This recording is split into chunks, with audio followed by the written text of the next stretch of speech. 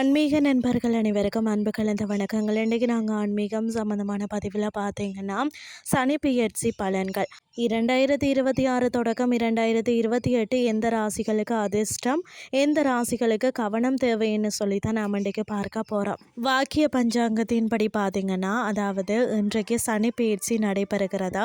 காலையில் பார்த்தீங்கன்னா 8:23 மணிக்கு சனி கும்ப ராசியில் பூரட்டாதி 3ஆம் பாதத்தில் இருந்து மீன ராசியான பூரட்டாதி 4ஆம் பாதத்திற்கு சனி பெயர்ச்சி அடைகின்றார். குறிப்பாக ஏழரை சனி மற்றது அஷ்டம சனி நடைபெறும் ராசியினருக்கு அதிக கவனம் தேவை. எந்தெந்த ராசிகள் கவனமாக இருக்கணும்னு சொல்லி நாம் இன்றைக்கி பார்க்கலாம். ஃபர்ஸ்ட் பார்த்தீங்கன்னா மீன ராசிக்கு ஜென்ம சனி தொடங்குகிறது. உங்கள் ராசிக்கு 11 மற்றும் 12ஆம் இடங்களுக்கு அதிபதியான சனி பகவான் இப்போது உங்கள் ராசிக்கே 1ஆம் இடம் வருகிறார். ஏழரை சனியின் 2ஆம் கட்டமான இதில் ஆரோக்கியமற்றது, மனநிலையில கவனம் தேவை. மற்றது பார்த்தீங்கன்னா கும்ப ராசிக்கு ஏழரை சனியின் கடைசி கட்டமான பாத சனி தொடங்குகிறது. உங்கள் ராசிநாதனான சனி பகவான் பார்த்தீங்கன்னா உங்கள் ராசியிலிருந்து விலகி 2ஆம் இடத்திற்கு செல்கிறார்.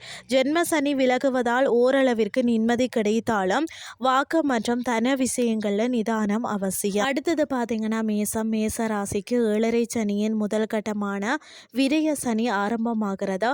உங்கள் ராசிக்கு 10 மற்றும் 11ஆம் இடங்களுக்கு அதிபதியான சனி பகவான் இப்போது 12ஆம் இடத்திற்கு விரயஸ்தானம் வருகிறார்.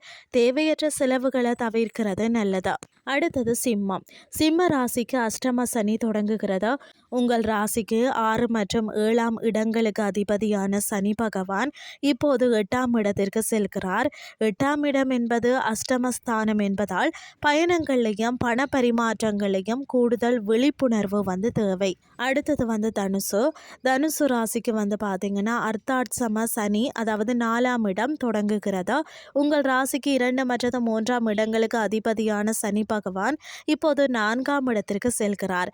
தாயாரின் ஆரோக்கியம் மற்றது வீடு வாகன பராமரிப்பில் கவனம் செலுத்த வேண்டிய காலம்தான் இது. அடுத்தது கன்னி ராசிக்கு பார்த்தீங்கன்னா கண்டக சனி நடைபெறுகிறது.